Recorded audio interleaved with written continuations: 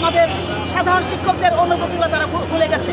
তারা কার ছেলে, তারা শ্রমিকের ছেলে, তারা মুটের ছেলে, তারা হলো ভ্যানওয়ালার ছেলে, কিন্তু আজ তারা এসির বসে থেকে শিক্ষকদের মর্যাদা, শিক্ষকদের যে একটা সম্মান ছিল সেটা তারা ভুলে গেছে। না হলে শিক্ষক দিবসে কেমন করে 500 টাকা দিয়ে আমাদের সাথে তামসা করে আমাদের সারা বাংলার শিক্ষকরা এই নাটক দেখবে না,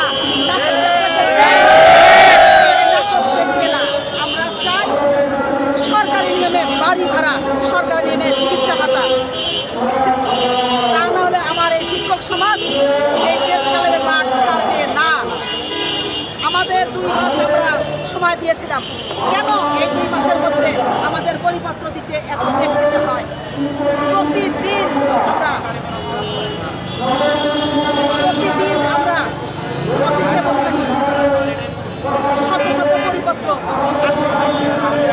আজকের দিনের মধ্যে আমরা পরিপত্র চাই। আমার শিক্ষকরা অনেক দূর দূরান্ত থেকে এসেছে শুধু তাদের দাবি আদায় করার জন্য। আজকে আমরা আদায় না করে পরিবারে করবো না, আমাদের রক্তপাত হবে, তাও আমরা এই দাবি আদায় করে ঘরে ফিরব। এবং আমরা মিডিয়ার ভাইদের কাছে বলতে চাচ্ছি যে আপনারা আমাদের কিন্তু ছাত্র ডাইরেক্ট আমি চাই যে আপনাদের মাধ্যমে আমাদের সরকারি নিয়মে আমরা বাড়ি ভাড়া চাই। আমাদের মন্ত্রণালয় মিটিংয়ে বলেছিল যে স্থানকে বিনোদন দেবে, কিন্তু বলেছিল যে আমাদের ভাষা ভাড়া স্থানকে বিনোদন দেবে, কিন্তু আমাদের সাথে কেন এই নাটক আমরা দেখতে চাই না। আমি আফরোজা শ্রাবণ সিরাজগঞ্জ জেলা থেকে এসেছি। আমি একজন সহকারী প্রধান শিক্ষক, প্রীতিলতা উচ্চ বিদ্যালয়। আমি কিন্তু সেই প্রীতিলতা স্কুলের সহকারী প্রধান। প্রীতিলতা ওয়েদারের নাম আপনারা শুনেছেন, সে যেমন সংগ্রামী ছিল, আমিও কিন্তু সংগ্রামী। আমরা 2018 সনে শিক্ষকদের জন্য বৈষম্য ভাতা অর্জন করে দিয়েছি, 5% প্রবৃদ্ধি অর্জন করেছি। কিন্তু এই সভ্য সমাজের চিত্র দেখুন আপনারা, এই সভ্য সমাজ কী করেছে? 5% দিয়ে আমার 4% কেটে গিয়েছে। আমরা 2018 সনে 10 জানুয়ারি থেকে 29 জানুয়ারি পর্যন্ত এই প্রেস ক্লাবের মাটি কামড়ে ধরেছিলাম।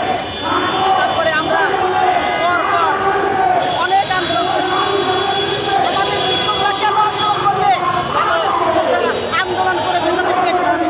আমাদের শিক্ষকরা কি বাড়ি করতে চায়, গাড়ি করতে চায়? তাদের কিছুই নাই। তারপরেও শিক্ষকদের মাত্র সামান্য কিছু দাবি, সে দাবিটা তারা মেটাতে পারে না। যখনই শিক্ষকদের বরাদ্দ করা হয় তখনই রাষ্ট্রের টাকা কম করে।